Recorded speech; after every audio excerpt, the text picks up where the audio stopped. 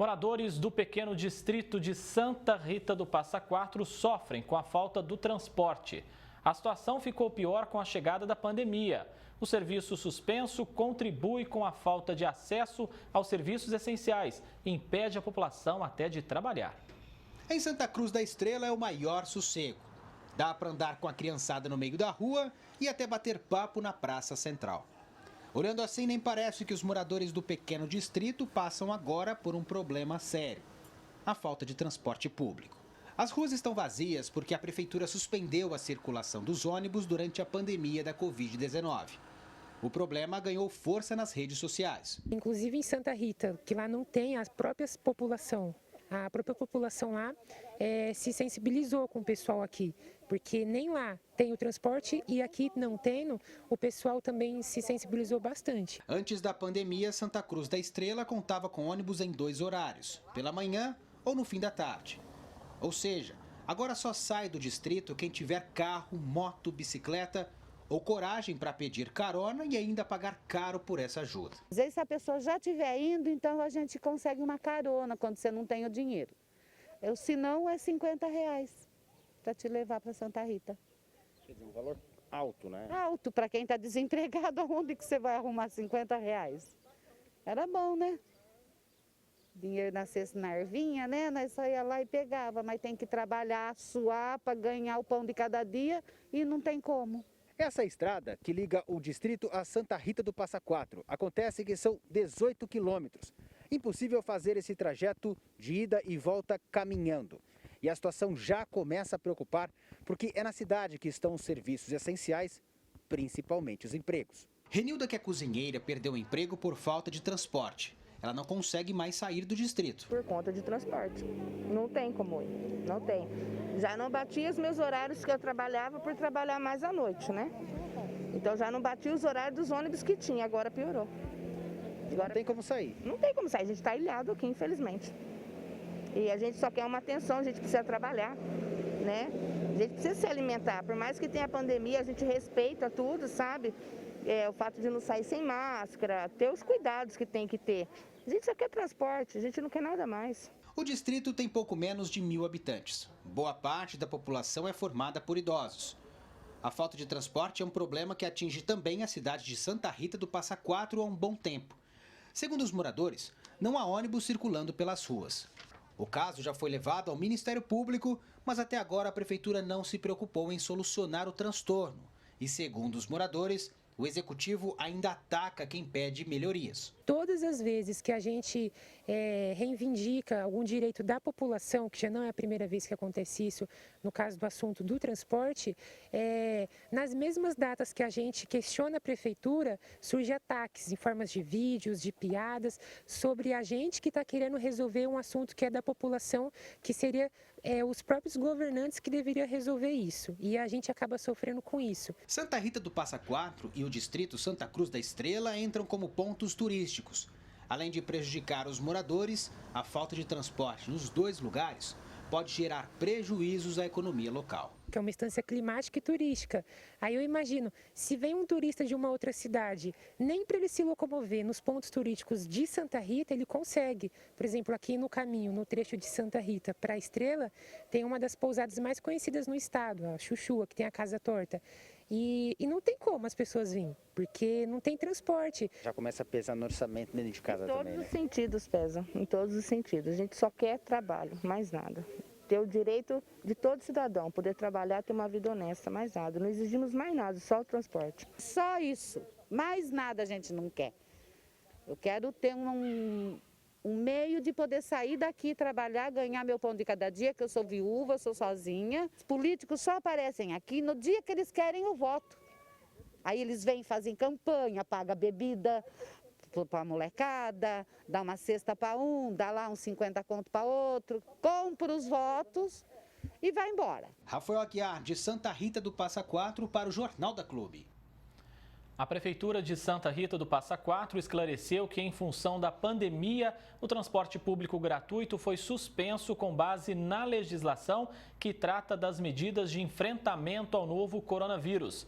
diz ainda que a medida foi tomada junto a outras, como restrições ao funcionamento do comércio e cancelamento de eventos públicos que geram aglomeração.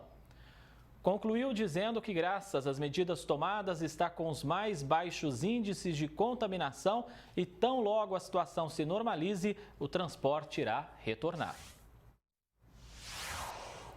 Para falar mais sobre esse assunto, recebemos hoje no nosso núcleo de jornalismo o professor de Direito Administrativo, Tiago Marrara. Tiago, um absurdo a população ficar sem nenhuma opção de transporte, né? Boa tarde para você. Boa tarde, André. A situação narrada é bastante complicada, sobretudo porque o transporte consta da Constituição como um direito fundamental. E o transporte, como dito, ele é essencial para o exercício do trabalho, ele é essencial até mesmo para o atendimento à saúde dessa população, que, pelo que foi narrado, é uma população idosa, uma população de risco concentrada nesse distrito. Então, sem o transporte, além da violação a esse direito fundamental em si, nós temos uma série de violações derivadas, de consequências nocivas que derivam dessa ausência de uma política pública local.